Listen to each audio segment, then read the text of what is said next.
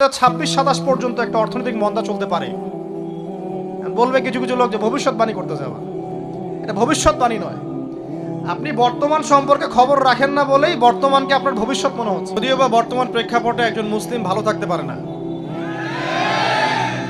বর্তমান প্রেক্ষাপট এতই খারাপ, কিয়ামতের আলামতগুলো এমনভাবে প্রকাশ হয়েছে এখন যে একজন ইমানদার মুসলিমের পক্ষে নিশ্চিন্তে থাকা আর ভালো থাকাটা খুব কষ্টকর। তারপরেও নবী সাল্লাল্লাহু আলাইহি ওয়াসাল্লাম আমাদেরকে দিক নির্দেশনা দিয়েছেন যে যখন ফিতনার যুগ আসবে, ফিতনার যুগ বলতে চতুর্দিক থেকে ফিতনার ফাসাদ। ফিতনা ফাসাদ কেমন? মানে আল্লাহ রাব্বুল আলামিন কোরআনে একটা বিষয় বলছেন, সমাজ তার উল্টা চলছে, এগুলো ফিতনা।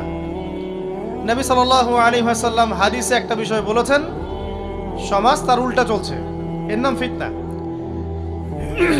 পরিবারে ফিতনা, ধর্মের মধ্যে ফিতনা, সমাজে ফিতনা, অর্থনীতিতে ফিতনা, এখন সংস্কৃতির মধ্যেও ফিতনা। তো এই ফিতনাময় পরিবেশে নবী সাল্লাল্লাহু আলাইহি ওয়াসাল্লাম বলেছেন যে কেউ যদি ঈমান এবং আমলের উপরে, মানে নবী সাল্লাল্লাহু আলাইহি ওয়াসাল্লামের আদর্শের উপরে সবর করতে পারে, টিকে থাকতে পারে, তার জন্য 50 জন শহীদ সাহাবীর নেকি হবে ইনশাআল্লাহ। তো ফিতনাময় পরিবেশে যদি সবর করা যায়, হকের উপর অটল থাকার চেষ্টা করা যায়, ইনশাআল্লাহ আপনি 50 জন শহীদ সাহাবীর নেকি পাবেন ইনশাআল্লাহ। তো প্রত্যেকটা ক্ষেত্রেই আপনি ফিতনা পাবেন। পরিবারের দিকে তাকাবেন, দেখবেন পরিবারের বন্ধনগুলো আগের মতো নাই, প্রচুর ডিভোর্স হচ্ছে, স্বামী স্ত্রীর বিচ্ছেদ প্রচুর বেড়ে গেছে। তারপরে সন্তান সন্ততি আমাদের পরিবারে যারা আছে, দেখবেন এরা বেশিরভাগই দুনিয়াদার হয়ে গেছে, দিনের খুব একটা ফিকির নাই। বেশিরভাগ পরিবারের সদস্য দেখবেন নামাজ কালামের এখন ধার ধারছে না। ম্যাক্সিমাম পরিবার থেকে আস্তে আস্তে পর্দাটা কিন্তু শিথিল হয়ে যাচ্ছে।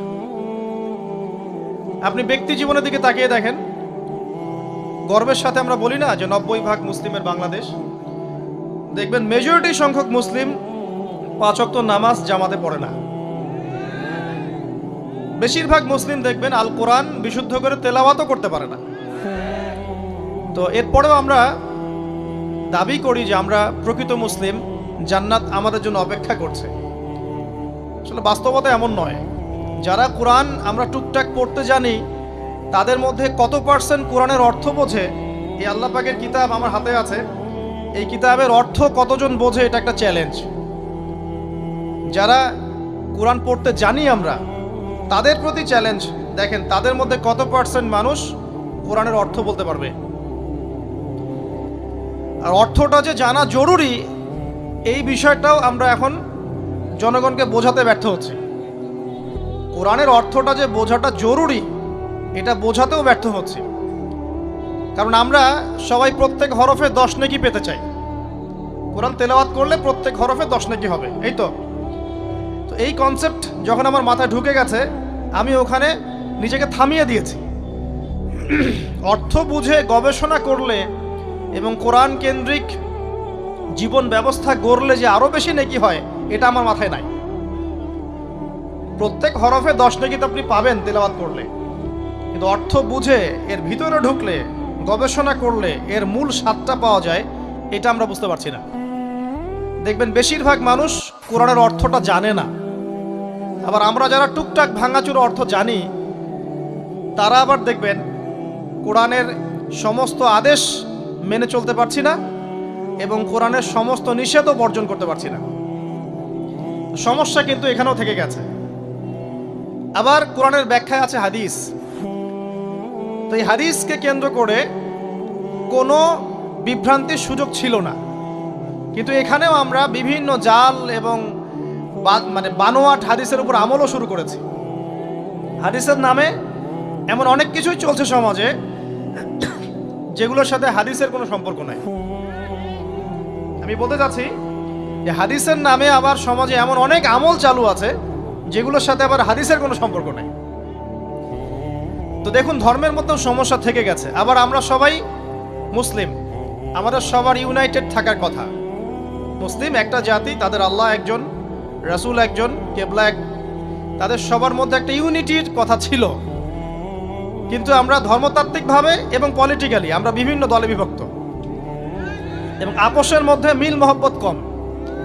বাইরে হয়তো আমরা বলি যে আমি একজন ধর্মতাত্ত্বিক দলের সদস্য, সে আরেকটা ধর্মতাত্ত্বিক সংগঠনের সদস্য, সে আরেকটা মানহাজ ফলো করে, সে আরেক জামায়াতের, সে আরেক তরিকার ইত্যাদি। আমরা সবাই এক, যদি আমরা বাইরেই কথাটা বলি, কিন্তু অন্তর থেকে কিন্তু আমাদের এই বিষয়টা আসছে না। তো দেখুন, ধর্মকেন্দ্রিক অনেক প্রবলেম থেকে গেছে এখনো। আবার আল্লাহ রাসূল সাল্লাল্লাহু আলাইহি ওয়াসাল্লাম হাদিসের মধ্যে এবং আল্লাহ পাক কোরআনের মধ্যে ধর্ম নিয়ে বাড়াবাড়ি করতে নিষেধ করেছে।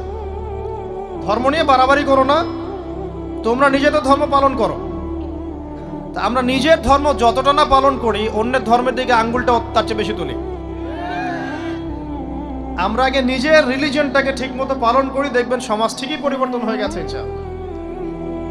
তো আমি একটা ধর্ম পালন করি বলে অন্য ধর্মের মানুষের প্রতি বিদ্বেষ পোষণ করতে হবে বা তাদের উপর ঘৃণার মনোভাব প্রকাশ করতে হবে, এটা আল্লাহ পাক শেখান নাই, তার রাসূল শেখান নাই। আল্লাহ এবং তার রাসূল কি শিখিয়েছেন? ইসলামের সত্য বিষয়টাকে আপনি সবার সামনে উপস্থাপন করবেন, যার ইচ্ছা হবে সে কবুল করবে, যার ইচ্ছা হবে সে অস্বীকার করবে। যার যার কবরে শেষে যাবে, যার যার হিসেব শেষে দিবে। চাপিয়ে দেওয়ার সিস্টেমটা ইসলামের মধ্যে নাই। এখন আসেন, পরিবারের আপনাকে ফিতনা কিছু বললাম। অর্থনীতির জীবনে যাবেন, ব্যবসা বাণিজ্যের মধ্যে যান, দেখেন বেশিরভাগ কালোবাজারি করছে, সিন্ডিকেট করছে, মজুতদার মাপে কম দিচ্ছে, জনগণকে ঠকাচ্ছে, করছে না? এগুলো পলিটিক্যাল ফিতনা, এগুলো ইকোনমিক্যাল ফিতনা। তারপরে আপনি আরো দেখবেন ইকোনমিক সেক্টরে রিবা ভর্তি, সুদ। রিবা মানে কি? সুদ, রিবা দিয়ে ভর্তি। ঘুষ ছাড়া কাজ হচ্ছে না, ঠিক আছে? অন্যের সম্পদ আত্মসাৎ না করলে আমাদের পেটের ভাত হজম হচ্ছে না। তো এই যে দুর্নীতি বলেন, ঘুষ বলেন, রিবা বা সুদ বলেন, হ্যাঁ, তারপরে কালো বাজারি বলেন, কালো টাকা সাদা করার টেন্ডেন্সি বলেন, পাচার বলেন, সবগুলো অর্থনৈতিক ফিতনা। এগুলো হচ্ছে কি? অর্থনৈতিক ফিতনা। আর বিশ্বের ফিতনা তো পরে, ওটা তো বলার অপেক্ষা রাখে না। মানে বিশ্বের সবচেয়ে বড় ফিতনা ছিল দ্বিতীয় বিশ্বযুদ্ধ। তার আগে একটা হয়েছে প্রথম বিশ্বযুদ্ধ, যেখানে প্রায় কয়েক কোটি মানুষ মারা গেছে, আর সেকেন্ড ওয়ার্ল্ড ওয়ারে আরো বেশি মানুষ মারা গেছে। তো এখন বিশ্বকে ঠেলে দেওয়া হচ্ছে একটা থার্ড ওয়ার্ল্ড ওয়ারের দিকে। মানে যে কোনো সময় একটা তৃতীয় বিশ্বযুদ্ধের আশঙ্কা করছেন এখনকার যারা মিলিটারি অ্যাফেয়ার্স নিয়ে পড়াশোনা করেন, ওয়ার্ল্ড অ্যাফেয়ার্স নিয়ে পড়াশোনা করেন, তারা এগুলো বলতে পারবেন ভালো। বিশ্বকে একটা খাদ্য মন্দার দিকে ঠেলে দেওয়া হচ্ছে, বিশ্বকে একটা দুর্ভিক্ষের দিকে ঠেলে দেওয়া হচ্ছে। এবং মহামারীর মধ্য দিয়ে অলরেডি কিন্তু আমাদের বিভিন্ন দেশের ইকোনমিক অবস্থা ভালো না, তার উপরে খাদ্য সংকট, তার উপরে যে বৈশ্বিক যুদ্ধগুলো, আমদানি রপ্তানি বন্ধ হয়ে যাচ্ছে, তেল গ্যাসের দাম বেড়ে যাচ্ছে, জনগণ হাহাকার করছে। এই পলিটিক্যাল গ্লোবাল অ্যাফেয়ার্সের ফিতনা এগুলা। তা আপনাকে এই জন্যই প্রথমে আমি একটা কথা বললাম যে ফিতনাময় একটা পরিবেশে একজন মুমিন যার অন্তর্দৃষ্টি আছে, যে কোরআন এবং সুন্নাহ দিয়ে এই বিশ্বের এই রহস্যগুলো উদ্ঘাটন করতে পারে, সে ভালো থাকতে পারে না।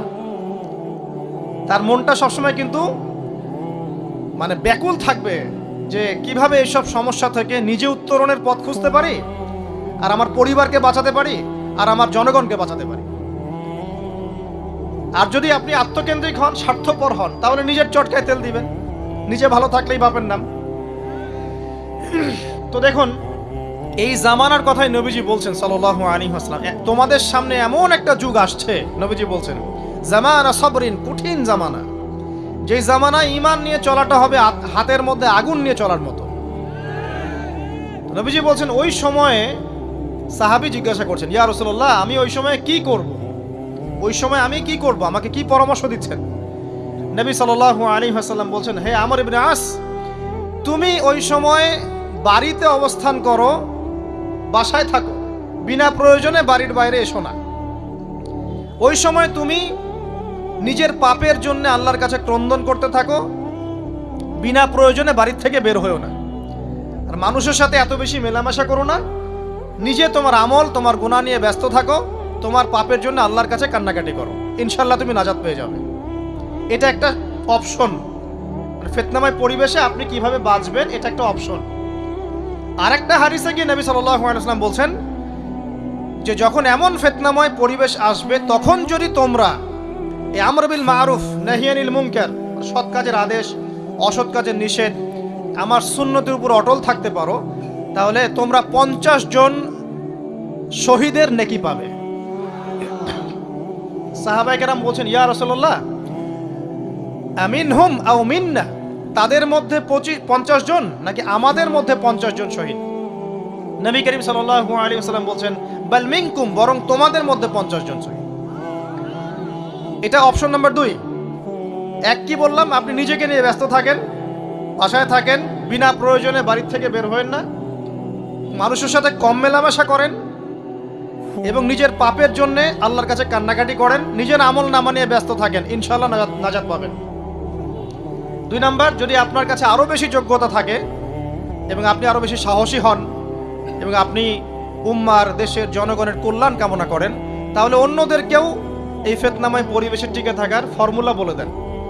এখানে সবর করেন, আমর বিল মারুফ নাহি আনিল মুনকারের কাজ করেন, আল্লাহ পাক আপনাকে ইনশাআল্লাহ 50 জন শহীদ সাহাবী নেকি দিবেন। আরো অপশন আছে। কি অপশন? ওই যে আসহাবুল কাহফ কি করেছিল, একটা ফিতনাময় পরিবেশ থেকে নিজেরা আস্তে করে সরে গিয়েছে।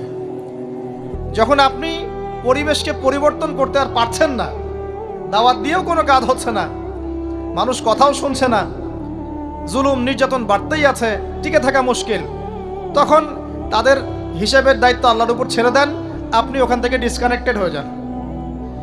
তো হয়তো আপনার কাছে মনে হচ্ছে না এখন ওই যুগ আসে নাই, কিন্তু আমি আপনাকে বলে দেই যে কোরআন এবং সুন্নাহর চোখ দিয়ে যদি আপনি দেখতে শেখেন এবং বর্তমান বিশ্বের প্রেক্ষাপটটা অ্যানালাইসিস করার যোগ্যতা আপনি অর্জন করেন কোরআন সুন্নাহর চোখ দিয়ে, আপনি বুঝতে পারবেন সেই সময় অনেক আগেই চলে এসেছিল। এখন ফিতনা এবং ফাসাদময় এই পরিবেশে আমরা কি করতে পারি, ছোট স্কেলে, বড় স্কেলে না, ছোট স্কেলে। আমি আজকে বড় বিষয় নিয়ে কথা বলতে আসি নাই, কারণ আমি চিন্তা করলাম যে আসলে প্রথমে যদি ব্যক্তিকেন্দ্রিক বিষয়টা ঠিক না হয়, বড় বিষয় আলোচনা করে কোনো লাভ নাই। আগে ব্যক্তি যদি ঠিক না হয়, বড় বিষয় আলোচনা করে আসলে কোনো লাভ নাই, আপনারা বুঝবেনও না, মাথার উপর দিয়ে চলে যাবে। এখন গ্লোবাল অ্যাফেয়ার্স নিয়ে কথা বলে খুব একটা ফায়দা নাই আপনাদের। এখন ইকোনমিক পুরো এই সুদভিত্তিক সিস্টেম আপনি চেঞ্জ করতে পারবেন না, এবং পুরো যে তাগুতি ব্যবস্থা আপনি চেঞ্জ করতে পারবেন না। আপনি কি করতে পারবেন? আপনি নিজেকে পরিবর্তন করতে পারবেন, আপনার পরিবারকে পরিবর্তন করতে পারবেন। এতটুকু আপনার পক্ষে এখন পর্যন্ত সহজ, ঠিক না ভাই? ঠিক কথা। এটা আপনি এখন করতে পারবেন। তো এটার ফর্মুলা কি? ফর্মুলা ঘাটতে গিয়ে আল্লাহ পাক আমার মাথার মধ্যে একটা হাদিস নিয়ে এসে দিলেন, কারণ আমি বিশ্বাস করি যে আপনারা বলছেন মৌলানা আল্লামা, আমি আসলে এমন কিছু নই, এই কথাগুলো আসলে আমার সাথে যায় না। আমি নিতান্তই একজন ছোট মানুষ এবং তালেবে ইলম, জ্ঞানের পথের পথযাত্রী, আর আমি তালেবে ইলম হয়ে থাকতে চাই। আমি মুফতি নই, আমি মুহাদ্দিস, মুফাসসির বা এই যে শব্দগুলো আপনারা বলছেন, এমন কিছুই নয়। আসলে কিয়ামতের মাঠে আমি জান্নাতে যেতে পারবো কিনা আমি নিজেই জানি না। যখন কোনো মানুষ নিজেকে অনেক বড় মনে করা শুরু করবে, বুঝে নেবেন সেই ইবলিসের আনুগত্য করা শুরু করেছে আর কি। কারণ ইবলিস বলেছিল আবা ওয়াস্তাকবারা, আমি খলাকতানি মিন নার ওয়া খলাকতাহু মিন তিন, আমাকে সৃষ্টি করেছেন আগুন দিয়ে, আদমকে সৃষ্টি করেছেন মাটি দিয়ে, আমি কেন আদমকে সিজদা করতে যাব? তো এটা ইবলিসের চরিত্র, আবা ওয়াস্তাকবার, সে উদ্ধত হয় এবং অহংকার প্রদর্শন করে। তো আমি মনে করি যে আমি কিছু বলি না, আল্লাহ রাব্বুল আলামিন আমাকে বলার তৌফিক দেন মাত্র, আলহামদুলিল্লাহ। তা আমার মাথায় একটা হাদিস আসছে, সকাল থেকে ঘুরছে। সেটা হচ্ছে, দেখুন, বারা ইবনে আযিব রাদিয়াল্লাহু আনহু থেকে বর্ণিত হাদিসটা আসছে এবং হাদিসটা বিশুদ্ধ।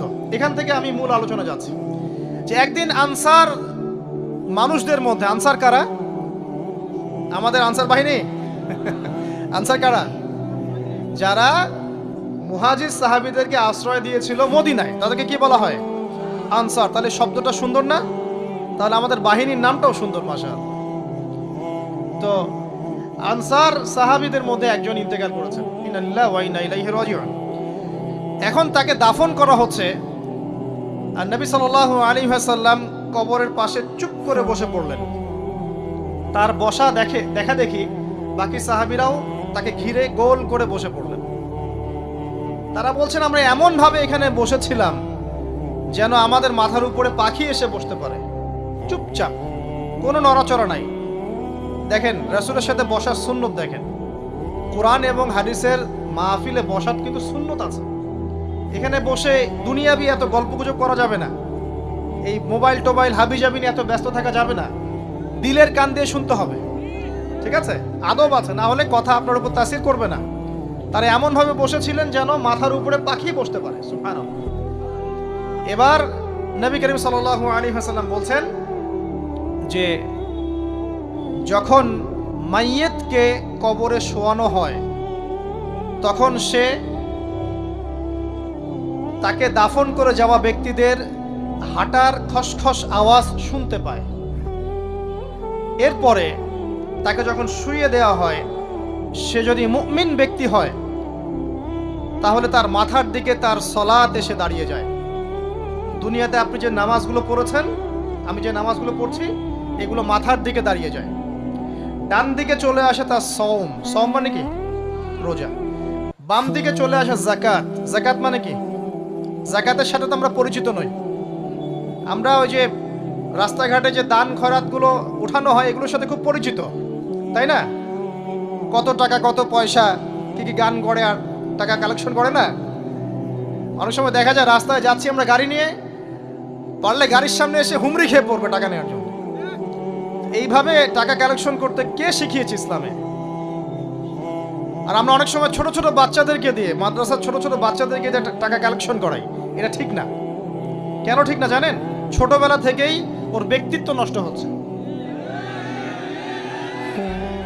এই হাতটা উত্তম না এই হাতটা উত্তম? উপরের হাত উত্তম, নিচের হাত উত্তম? তো ছোটবেলা থেকে সে নিচের হাতে অভ্যস্ত হচ্ছে। দেখেন, এত টাকা পয়সা কালেকশন করে আমাকে আরেকটা স্বতন্ত্র মসজিদ করতেই হবে জরুরি? খুবই জরুরি ছিল। মানুষের কাছে হাত চেয়ে, হাত পেতে রাস্তাঘাটে এরকম করে গাড়ি থামিয়ে, তারপরে কি বলবো, সুর করে গান গেয়ে এত টাকা পয়সা কালেকশন করতেই হবে? মসজিদটা আমাকে টাইলস ফিটিং করতেই হবে? এসি মসজিদ করতেই হবে? আমরা এমনও মসজিদ রংপুরে দেখেছি 10 বছরেও টাকা কালেকশন শেষ হয়নি। 10 বছর ধরে কালেকশন হচ্ছে। আমি ছোটবেলা থেকে দেখছি কালেকশন হচ্ছে। কি বুঝলেন? তো এগুলো আমাদের ব্যক্তিত্ব নষ্ট করে। মুসলিমরা উপরের হাতের মালিক। সারা বিশ্ব আমরা একসময় চালিয়েছি। এই পশ্চিমা সভ্যতা আমাদেরকে কি শিখায়? সারা বিশ্ব আমরা চালিয়েছি। এই আপনার উমাইয়া খেলাফতের সময়ও কর্ডোভায় আব্দুর রহমানের যে শাসন ছিল, কর্ডোভায়, স্পেন, পর্তুগালি, পুরো জায়গাগুলো পশ্চিমা বিশ্বের, এগুলো মুসলিমরা শাসন করেছে প্রায় 500-600 বছর। ইতিহাস তো আমরা জানিও না, পড়িও না, ভুলে গেছে। ইতিহাস পড়তে হয়। হিস্ট্রি ঘাটলে দেখবেন রাসূল সাল্লাল্লাহু আলাইহি ওয়াসাল্লামের 23 বছরের নববী যুগ, স্বর্ণযুগ, তারপর আবু বকর সিদ্দিকের খেলাফত, তারপর উমর ইবনুল খাত্তাবের খেলাফত। আবু বকর সিদ্দিকের 2 বছর বা 2.5 বছর, উমর রাদিয়াল্লাহু আনহুর প্রায় 10 বছর, তারপর উসমান রাদিয়াল্লাহু আনহুর 12 বছর, আলী রাদিয়াল্লাহু আনহুর প্রায় 2-2.5 বছর, তারপরে হাসান রাদিয়াল্লাহু আনহু 6 মাস। এরপরে উমাইয়া খেলাফত শুরু হলো মুয়াবিয়া রাদিয়াল্লাহু আনহুর হাতে, প্রায় 20 বছর। উমাইয়ারা শাসন করেছে প্রায় 90 থেকে 100 বছর। তারপর জাব নদীর যুদ্ধে উমাইয়া আব্বাসীয়রা একে অপরের সাথে যুদ্ধ করেছে, করে উমাইয়ারা পরাজিত হয়ে আব্বাসীয়রা ক্ষমতায় গিয়েছে। ক্ষমতায় গিয়ে তারা প্রায় শাসন করেছে প্রায় 550 বছর। এদিকে উমাইয়াদের মধ্যে যারা পরাজিত হয়েছে ওরা চলে গিয়ে কর্ডোভা, আন্দালুসিয়া, ওইদিকে খেলাফত কায়েম করেছে। তারপরে আবার এদিকে ফাতেমি খেলাফত ছিল, উসমানীয় খেলাফত ছিল, তারপরে মিশরে তুলুনি একটা রাজবংশ ছিল, আমাদের সাবকন্টিনেন্টে মোগলরা ছিল, সারা বিশ্বে আমরাই ছিলাম। ইতিহাস তো ভুলে গেছে। তা আমরা সবসময় উপরের হাত ছিলাম, উপরের হাত। আমরা দিতাম, মানুষ নিত। আর এখন কি হচ্ছে? আমরা এখানে আমরা চাই, মানুষ দেয়। আর ওরা কি এমনি দেয়? ওরা চড়া সুদ দিবে না? ওয়ার্ল্ড ব্যাংকে যান লোন নিতে, চড়া সুদ। আর এই সুদ শোধ করতে গিয়ে বিভিন্ন দেশ শ্রীলঙ্কা হয়ে যাচ্ছে। সুদ তো শোধ করতে হবে, এমনি এমনি তো আপনাকে আর এগুলো দিবে না। তো এই সুদটা শোধ করতে গিয়ে আমাদের জিনিসপত্রের দাম বেড়ে যাবে, তারপরে দেখবেন জনগণের উপর কর বেড়ে যাবে, অনেক প্রবলেম। আর এই প্রবলেমগুলো ফেস করতে হবে কি কারণে? রিবা বা সুদের কারণে। তো এই যে বলছি, দেখেন ছোটবেলা থেকেই যে আমরা নিচের হাতে অভ্যস্ত হচ্ছি, এটা ত্যাগ করতে হবে। ব্যক্তিত্বের পরিচয় দেন। এত টাকা পয়সা চেয়ে প্রতিষ্ঠান করার দরকার নাই। আমার জমি আছে 1 বিঘা, আমি প্রতিষ্ঠান করবো ইনশাআল্লাহ। আপনার 2 বিঘা আপনি করেন, যার সামর্থ্য আছে সে করবে, সামর্থ্য নেই করার দরকার নেই। আর একটা মসজিদ যদি কবুল হয়, একটা মসজিদ একটা জেলার জন্য যথেষ্ট। একটা মসজিদে নববী থেকে নবী সাল্লাল্লাহু আলাইহি ওয়াসাল্লাম সারা দুনিয়া শাসন করেছে। আর আমাদের তো কোটি কোটি মসজিদ, কোটি কোটি মসজিদ বাংলাদেশে। এই যুগের কথাও নবীজি বলেছেন, যে যুগে মসজিদগুলো চাকচিক্যময় হবে, মসজিদগুলো কি হবে? চাকচিক্যময় হবে, হেদায়েত উঠে যাবে, এবং মসজিদের মধ্যে শোরগোল হট্টগোল বেড়ে যাবে। দেখেন না মসজিদে হট্টগোল বেড়ে গেছে না? এটা সেই যুগ। তো যেটা বলছিলাম প্রিয় ভাইরা, যে নিচের হাতে অভ্যস্ত না, উপরের হাতে অভ্যস্ত হতে হবে।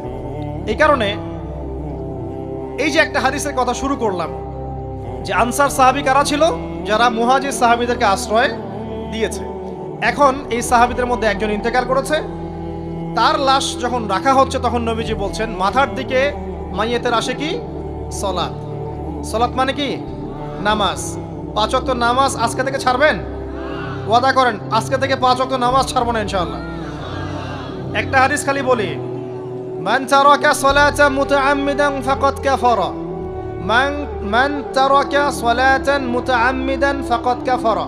আবার শোনেন, قال رسول الله صلى الله عليه وسلم من ترك صلاة متعمدا فقد كفر। আর মুয়াজ বিন জাবাল রাদিয়াল্লাহু আনহু কে নবীজি বলেছেন, মান তারাকা সালাতা মুতাআম্মিদান ফাকাদ বারিয়াত মিন জিম্মাতিল্লাহ। যে ব্যক্তি নিজের উপর ফরজ নামাজ ছেড়ে দিল, সে কুফরি করলো, সে কুফরি করলো, সে কুফরি করলো। মুয়াজ বিন জাবালকে নবী সাল্লাল্লাহু আলাইহি ওয়াসাল্লাম বলছেন, যে ব্যক্তি ফরজ নামাজ ইচ্ছা করে ছেড়ে দিল, সে ব্যক্তি আল্লাহর জিম্মা থেকে মুক্ত হয়ে গেল। নামাজ ছাড়বেন প্রিয় ভাই? 5 ওয়াক্ত নামাজ জামাতের সাথে ইনশাআল্লাহ। আল্লাহ আমাকে তৌফিক দেখ, আপনাদের সবাইকে তৌফিক দান করুন, আমিন। জামাত যদি না পান, একা পড়ে নেবেন, ঠিক আছে? যদি ঘুমিয়ে থাকেন, ঘুম থেকে উঠে পড়বেন। ভুলে গেছেন, যখন মনে হবে তখন পড়বেন। ওযু করার পানি নাই, কি করবেন? তায়াম্মুম করবেন। তায়াম্মুমেরও কিছু নাই, আপনার কোনো কাপড়ই নাই, সতর ঢাকার কোনো কাপড়ই নাই, কি করবেন? বসে বসে নামাজ পড়বেন ওই অবস্থাতেই।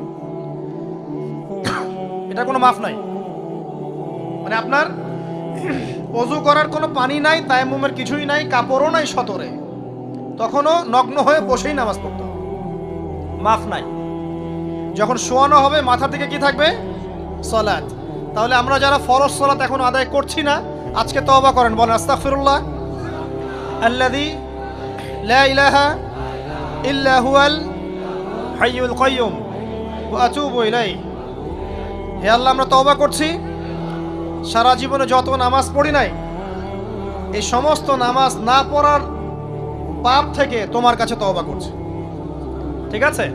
এটা আস্তাগফিরুল্লাহর অর্থ নয়, আমি বাংলায় বললাম। আর যদি নামাজ কাজা করে আদায় করে দিতে পারেন, আলহামদুলিল্লাহ, খুবই ভালো হয়। যদি নাও পারেন, তাও এখন থেকে আর কোনো নামাজ বাদ দিয়েন না, আর বেশি বেশি নফল নামাজ পড়ার চেষ্টা করেন। আল্লাহ পাক তৌফিক এনায়েত করুন। আসুন, তারপরে ডান দিকে কি? সওম। সওম মানে কি? রোজা। রমজান মাসে রোজা রাখি সবাই তো, মাশাআল্লাহ, আলহামদুলিল্লাহ। রমজান মাসে সওম রাখার পাশাপাশি বেশি বেশি নফল সওম রাখার ব্যাপারে অভ্যস্ত হওয়ার চেষ্টা করতে হবে। সবচেয়ে সেরা সওমগুলো হচ্ছে মাসের 3 দিন, আইয়ামে বীজের সওম, চাঁদের 13, 14 এবং 15 তারিখ। আর সপ্তাহে 2 দিন, সেটা হলো বৃহস্পতিবার এবং কি? সোমবার। আল্লাহ পাক তৌফিক দান করুন, আমিন। এছাড়া আরাফার সওম আছে, আশুরার সওম আছে, ঠিক আছে? জিলহজ মাসের প্রথম 10 দিন রাখতে পারেন, ইত্যাদি। এবার বাম দিকে কি? যাকাত। যেটা বলছিলাম, যাকাতের সাথে আমরা খুব একটা পরিচিত নই, অথচ যাকাত একটা ফরজ ইবাদত। কেউ যদি নামাজ এবং যাকাতের মধ্যে পার্থক্য করে, সে ব্যক্তি কাফের হয়ে যাবে। কেউ যদি মনে করে নামাজ আমি মানি, যাকাত আমি মানি না, তাহলে কাফের হয়ে যাবে। নিসাব পরিমাণ সম্পদ হলে প্রত্যেক মুসলিমের উপর যাকাত ফরজ, ঠিক আছে? এবং এই যাকাতই হচ্ছে আপনার ইসলামিক অর্থনীতির মূল ভিত্তি। কিভাবে জানেন? ব্যবসা এবং যাকাত এটা কি করে? এটা একটা মার্কেটের মধ্যে সম্পদ ঘুরতে থাকে। আমি বুঝাচ্ছি আপনাকে। মনে করেন আপনি ব্যবসা করছেন এবং যাকাত দিচ্ছেন। যাকাত কারা দিবে? যারা যাকাতের নিসাব পরিমাণ সম্পত্তি রাখে, মানে কিছুটা ধনী তারা। তো তারা ব্যবসা করছে, মাশাআল্লাহ। ব্যবসা যখন করে, ব্যবসায় কি থাকে? লাভ থাকে, লস থাকে, লাভ থাকে, লস থাকে। লাভও হতে পারে আপনার, লসও হতে পারে। আর সুদে কি? শুধু লাভ, লস আছে? লস নাই। পার্থক্য বোঝেন। এখন ব্যবসা যখন আপনি করবেন, এই টাকা বা মূল যে ক্যাপিটাল যেটা বলে অর্থনীতির ভাষায়, এটা মার্কেটের মধ্যে সার্কুলেট করতে থাকবে। আজকে আপনি ধনী, লাভ করেছেন, কালকে লস করবেন, এই ধন আরেকজনের হাতে চলে যাবে। সে আবার ব্যবসা করছে, সে লাভ করলে সম্পদ তার হাতে থাকলো, লস করলে আরেকজনের হাতে। মানে এই মানিটা, ক্যাপিটাল যেটা, এটা মার্কেটের মধ্যে ঘুরতে থাকে, ঘুরতে থাকে। আজকে কেউ ধনী, কালকে কেউ ধনী, আজকে কেউ ফকির, কালকে কেউ ধনী, এভাবে। এখানে আল্লাহ পাক যাকে ইচ্ছা হয় ধন দেন, যাকে ইচ্ছা হয় দরিদ্র করেন। এটা আল্লাহ পাক নিয়ন্ত্রণ করেন। আবার এর মধ্যে যারা ধনী হবে তারা আবার যাকাত দিবে। কাকে যাকাত দিবে? যে গরিব তাকে। এই কারণে অর্থনৈতিক সাম্য থাকবে এবং টাকা, ক্যাপিটাল মার্কেটে সার্কুলেট করতে থাকবে। এটা হচ্ছে ইসলামিক ইকোনমিক্স। বোঝাতে পারছি না মনে হয়। আর রিবায় কি হবে? রিবায় কোনো লসের চান্স নাই। মানে এখানে ধনী আরো ধনী হতে থাকবে, গরিব আরো গরিব হতে থাকবে, প্লাস যাকাতও দিবে না। তখন সমাজের একটা অংশ অনেক ধনী হবে, আর একটা অংশ একদম মাটিতে পড়ে যাবে, কোনো ব্যালেন্স হবে না। এই কারণে বিশ্বের একটা অংশ, ওই বিশ্বের একটা বড় অংশ যারা সুদখোর, যেখান থেকে সুদ এসেছে, ওইটা আস্তে আস্তে ধনী হয়ে গেছে এবং বিশ্বের বহু কান্ট্রি আস্তে আস্তে দারিদ্র সীমার নিচে চলে আসছে। এটা শুধু ব্যক্তির ক্ষেত্রেই নয়, এটা সমাজের ক্ষেত্রেই নয়, পুরো বিশ্বেটা হচ্ছে। তো এই হলো রিবা এবং ব্যবসা ভিত্তিক, যাকাত ভিত্তিক ইকোনমিক সিস্টেমের পার্থক্য, বেসিক ডিফারেন্স। রিবার মধ্যে আল্লাহ পাক তার হাত উঠিয়ে নেন, আল্লাহ পাক সেখানে আর ইন্টারফেয়ার করেন না। ঠিক আছে, সুদ খাচ্ছ, তুমি তোমার মতো চলো। আর ব্যবসা ভিত্তিক ইকোনমিক্স চললে আল্লাহ পাক সেখানে কাউকে ধন দিবেন, কারো কাছ থেকে নেবেন। আপনার ধন নিয়ে আমাকে দিবেন, আমার ধন নিয়ে আপনাকে দিবেন। আর আমি যদি ধনী হই, আমি আবার যাকাত দিব, সেই যাকাতের টাকা আবার আপনার হাতে যাবে, কেউ না খেয়ে মরবে না। তো সামনে এই যে বলা হচ্ছে 2023 সাল, শুধু 23 সাল না, আমার অবজারভেশন 2026-27 পর্যন্ত একটা অর্থনৈতিক মন্দা চলতে পারে। বলবে কিছু কিছু লোক যে ভবিষ্যৎবাণী করতে যাওয়া, এটা ভবিষ্যৎবাণী নয়। আপনি বর্তমান সম্পর্কে খবর রাখেন না বলেই বর্তমানকে আপনার ভবিষ্যৎ মনে হচ্ছে। আমাদের অনারেবল মিনিস্টার যারা আছেন ওদেরকে জিজ্ঞাসা করেন, তাদেরকে জিজ্ঞাসা করেন, তারাও বলছেন যে 2023 সাল থেকে 26 সাল খাদ্য মন্দার মধ্যে যাবে। দেখেন নাই? তারা এই কথা বলছেন কারণ তারা বুঝতে পারছেন ওয়ার্ল্ডের অবস্থা ভালো না। এখানে একটা সলিউশন বলছে, ইচ্ছা হলে আপনি গ্রহণ করতে পারেন, ইচ্ছা হলে নাও করতে পারেন। আমার তো চাপিয়ে দেওয়ার কোনো ক্ষমতা নাই। ফাযাক্কির ইন্নামা আনতা মুযাক্কির, আপনি শুধু উপদেশদাতা। লাস্তা আলাইহিম বিমুসাইতির, আপনি কারো প্রতি দারোগা নন। কি উপদেশ? এই যে যাকাত, যেটা যাকাত, আমাদের যাকাত যেটা আসে, এটাকে একটু বড় পরিসরে কালেক্ট করার চেষ্টা করতে হবে। করে যদি আমরা সুষ্ঠু বন্টন করতে পারি গরিবদের মাঝখানে, ইনশাআল্লাহ কেউ খাদ্য অভাবে মারা যাবে না ইনশাআল্লাহ। আল্লাহ পাক আমাদেরকে বোঝার তৌফিক দান। এর পাশাপাশি তারা যেটা বলেছেন, ইকোনমিক সেকশনের লিডার যারা আছেন তারা যেটা বলছেন এটা ঠিক বলছেন। তারা বলছেন কৃষিভিত্তিক অর্থনীতির কথা বলছেন, এটার সাথে আমি 100% একমত। কারণ আল্লাহ পাকের কোরআন, এই কোরআনের মধ্যে বেশিরভাগ যে অর্থনীতির কথা এসেছে তা হচ্ছে কৃষিভিত্তিক অর্থনীতি। এটা কি জানেন? হয়তো জানেন না। কোরআনে যত ইকোনমিক সিস্টেমের কথা আসছে তার মধ্যে সবচেয়ে বেশি এসেছে কৃষিভিত্তিক অর্থনীতির কথা, তারপর ব্যবসা এবং যাকাত। অতএব তারা ঠিকই বলেছেন, দেশের যারা ইকোনমিক সেকশনে গবেষণা করছেন তারা ঠিক কথাই বলেছেন যে কৃষিভিত্তিক অর্থনীতি হচ্ছে আমাদের অর্থনৈতিক মন্দা দূর করার অন্যতম উপায়। ঠিক বলেছেন, আমি একমত। তো যাকাত যেটা কথা বলছিলাম, বাম দিকে যাকাত আসবে। তো যাকাত আমরা দিব তো ইনশাল্লাহ ভাই। যাদের শোনেন, বাংলাদেশে এমন অনেক শিল্পপতি আছে যাদের একজনের যাকাতের টাকা দিয়ে একটা গ্রাম চলতে পারে। আর যাকাতের টাকা কিন্তু শুধু এক বছরে আসবে না, প্রতি বছরেই ঘুরে ঘুরে আসবে। মনে করেন যে আপনাদের এলাকার মধ্যে অনেক বিত্তশালী আছেন, আমি দোয়া করি মন থেকে আল্লাহ পাক বিত্তশালীদের অন্তরটাকে নরম করে দিক এবং ওসমান রাদিয়াল্লাহু আনহুর মতো দানশীল করে দিক। আমরা দোয়া করি, আমরা কারো খারাপ চাবো, সবার জন্য হেদায়েতের দোয়া করব। টাকা থাকতে তো সমস্যা নাই, কিন্তু টাকা থেকে যদি উসমান রাদিয়াল্লাহু আনহু হতে না পারলাম তাহলে সমস্যা। টাকা থাকতে কোনো সমস্যা নাই, ধন আপনাকে আল্লাহ দিতেই পারে। এই ধনটাকে উসমান গনি রাদিয়াল্লাহু আনহুর মতো আল্লাহর পথে বিতরণ করে দেন, ইনশাআল্লাহ আল্লাহ পাক আপনাকে জান্নাতুল ফেরদৌস দান করবেন। তো অনুরোধ থাকবে, দেখেন আপনারা যদি একটা এলাকার জাকাত কালেক্ট করতে পারেন, মনে করেন কথার কথা এখানে কিছু মেয়ে আছে যারা খারাপ পথে পা বাড়িয়েছে, আমার কথা বুঝতে পারছেন? আচ্ছা, এরকম পল্লী অনেক জায়গায় আছে না? 1 বছরের জাকাতের টাকা দিয়ে সমস্ত যৌনপল্লীর মেয়েদেরকে কাজ দেওয়া সম্ভব, কর্মে আনা সম্ভব। ওদেরকে কাজের ব্যবস্থা করে দেন, ওরা কখনোই এই সেক্স ওয়ার্কারের কাজ করবে না ইনশাআল্লাহ। কোনো মেয়েই এই কাজ করতে চায় না আমার মতে। কোনো মেয়েই চায় না যে ইজ্জত বিক্রি করে খাবো, কোনো মেয়ে চাবে? কখনো চাবে না। ওকে আপনি ভালো কাজের ব্যবস্থা করে দেন এই জাকাতের টাকা দিয়ে, দেখবেন ইনশাআল্লাহ সে ওই খারাপ পথ ছেড়ে দিয়েছে। অনেক দেখবেন দরিদ্র মানুষ আছে যে পড়াশোনা করার কোনো সুযোগ নাই, টাকা পয়সা নাই, পড়াশোনা করতে চায় কিন্তু টাকা পয়সা নাই, দিনের জ্ঞান অর্জন করতে চায়, দেশকে কিছু দিতে চায়, টাকা নাই। তাকে আমরা হেল্প করতে পারি না? পারি। অনেক মানুষ আছে মাদক দ্রব্য বিক্রি করছে, তাকে বুঝান, দিনের হেদায়েত দেন যে ভাই আমি তোমাকে আরো ভালো চাকরি দিব, ভালো ব্যবসা দিব, তুমি ছাড়বা কিনা? বলবো আমি ছেড়ে দেবো ইনশাআল্লাহ। বুঝালে ছেড়ে দেবে ইনশাআল্লাহ। এই যে মেগা প্রজেক্ট যেটা কথা বলি আমরা, আত্ম উন্নয়নমূলক বলেন, যুব উন্নয়নমূলক বলেন, বা কান্ট্রি ডেভেলপমেন্টের কথা বলেন, এখানে জাকাত একটা বড় শক্তি হতে পারে। তবে এটাকে সুষ্ঠুভাবে কালেক্ট করতে হবে এবং জাকাতের যে 8টা খাত আছে এই খাতগুলোতে সুষ্ঠুভাবে বন্টন করতে হবে। অমুসলিমদেরকেও জাকাত দেওয়া যায়, জানেন? অমুসলিম যদি কেউ থাকে, দরিদ্র, তাকেও জাকাত দিয়ে সহযোগিতা করা যায়। আমরা সহযোগিতা করি না বলেই তো ওই যে পশ্চিম থেকে লোকজন এসে সহযোগিতা করে খ্রিস্টান বানাচ্ছে এখন সবাইকে। আরো বাড়বে দিন দিন, দেখেন আমরা তো সহযোগিতা করছি না। আপনার পাশে আপনার প্রতিবেশী না খেয়ে মারা যাচ্ছে, আপনি যাচ্ছেন না। এখন তো অন্য কেউ এসে যদি সাপোর্ট করে, ও তো তার দলেই ভিড়বে তখন, স্বাভাবিক। এটাই হচ্ছে এখন। আল্লাহ বোঝার তৌফিক দান করুক আমাদেরকে। বাম দিকে মাইয়াতের থাকবে কি ভাই? যাকাত। তারপরে পায়ের দিকে চলে আসবে তার আত্মীয়তার সম্পর্ক রক্ষার ইবাদত, তার এই যে অন্যান্য দান সদকা, তার নফল আমল, তার তাসবিহ তাহলিল, তার কোরআন তেলাওয়াত ইত্যাদি পায়ের দিকে চলে আসবে। এখানে একটা হাদিস এসেছে, সূরাতুল মুলক যে ব্যক্তি রাতের বেলা তেলাওয়াত করবে, কোন সূরা ভাই? তাবারাকাল্লাযী বিয়াদিহিল মুলক ওয়া হুয়া আলা কুল্লি শাইইন কাদির। এই সূরা যে ব্যক্তি রাতের বেলা করে তেলাওয়াত করবে, ইনশাআল্লাহ সূরা মুলকও কবরে তার সাথে থাকবে এবং কবর আযাব থেকে সূরা মুলক তাকে বাঁচাবে ইনশাআল্লাহ। আমি বুঝাচ্ছি যে কি অবস্থাটা হবে। এবার দুজন ফেরেশতা মাথার দিক থেকে আসবেন, আসতে চাইবেন, সালাত বলবে এখান দিয়ে আসা যাবে না, এদিক দিয়ে আসা যাবে না। ডান দিক দিয়ে আসতে চাইবেন, এদিক দিয়ে আসা যাবে না। বাম দিক দিয়ে আসতে চাইবেন, যাকাত বলবে এদিক দিয়ে আসা যাবে না। পায়ের দিক দিয়ে আসতে চাইবেন, আমলগুলো বলবে এদিক দিয়ে আসা যাবে না। তখন যাই হোক তারা আসবেন। এটা তাদের, এটা কথা কি?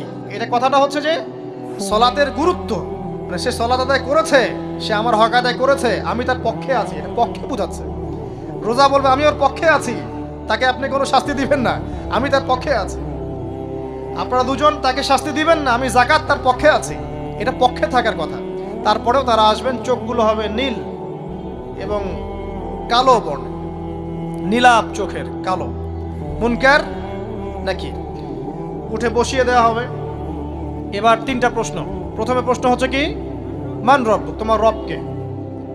তখন মুমিন বান্দা বুক ফুলিয়ে বলবে রব্বি আল্লাহ, আমার রবকে আল্লাহ। পৃথিবীতে যে ব্যক্তি আল্লাহর সাথে শিরিক করে নাই, আল্লাহর তাওহীদের উপর থেকেছে এবং তার উপরে মৃত্যুবরণ করেছে, ইনশাআল্লাহ সে ব্যক্তি এর উত্তর নির্দ্বিধায় দিতে পারবে ইনশাআল্লাহ। আর দুনিয়াতে যে বা যারাই আল্লাহর সাথে শিরিক করবে, আল্লাহর সাথে শিরকের পাপে লিপ্ত হবে, ওই অবস্থায় মারা যাবে, তাওহীদের উপর থাকবে না, কোশ্চিন কালেও মান রব্বুক উত্তর দিতে পারবে না। তারপরে প্রশ্ন হয়ে যাবে মা দীনুক, তোমার দিন কি ছিল? মুমিন বান্দা উত্তর দিবে কি, দীনি আল ইসলাম, আমার দিন ছিল ইসলাম। এখানে শুনে রাখেন, পৃথিবীতে যারা ইসলামকে পরিপূর্ণরূপে পালন করবে তারাই এই উত্তর দিতে পারবে ইনশাআল্লাহ। যারা ইসলামকে ঠাট্টা বিদ্রুপের, হাসি তামাশার পাত্র বানিয়েছে, মন চাইলে কিছু করি, মন চাইলে কিছু করি না, সহজগুলো একটু আমল করি, বাকি কিছুর আমল ধার ধারি না, হ্যাঁ, নামাজ পড়ি, সুদ ছাড়তে পারি না, ঠিক আছে, বছর বছর ওমরা করি, এদিকে ঘুষ দুর্নীতি ছাড়তে পারি না, ইসলামকে ঠাট্টা তামাশার পাত্র বানিয়েছে, এরা কোশ্চিনকালে উত্তর দিতে পারবে না মা দিনুক, দিনে পরিপূর্ণরূপে ইসলামে প্রবেশ করতে বলেছেন আল্লাহ রাব্বুল আলামিন।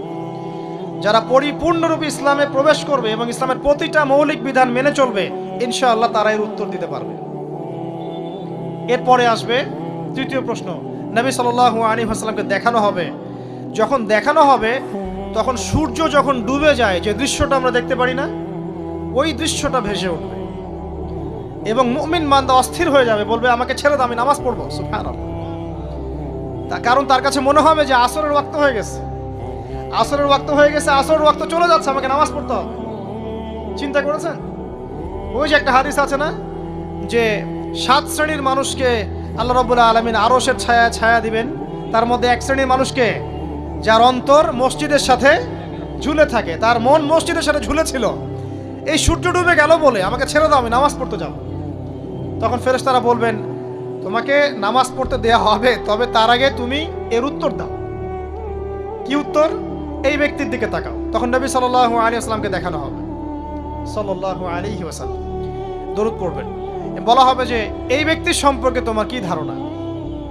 মান হাযা রাজুলু বুইসা ফীকুম, এই ব্যক্তি কে, যাকে তোমাদের কাছে পাঠানো হয়েছিল? মুমিন ব্যক্তি নির্দ্বিধায় বলে দিবে যে তিনি হচ্ছেন আমার নবী মুহাম্মদুর রাসূলুল্লাহ সাল্লাল্লাহু আলাইহি ওয়াসাল্লাম। দেখুন, পৃথিবীতে যে বা যারাই নবী সাল্লাল্লাহু আলাইহি ওয়াসাল্লামের সুন্নতের উপর আমল করবে, ইনশাআল্লাহ সে তার উত্তর দিতে পারবে। দুনিয়াতে যারা নবীর সুন্নতের 5 পয়সা পরোয়া করছে না, তার আদর্শের 5 পয়সা দাম দিচ্ছে না, তারা কোশ্চিনকালে উত্তর দিতে পারবে না।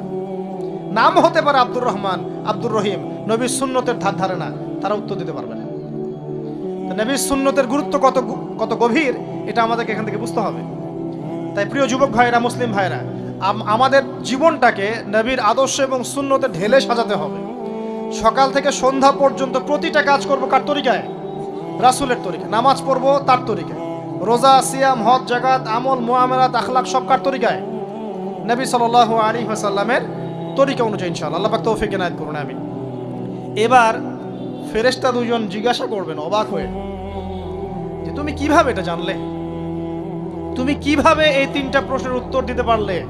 কারণ বেশিরভাগ মানুষ তো উত্তর দিতে পারবে না, বেশিরভাগ মানুষই এই উত্তর দিতে পারবে না।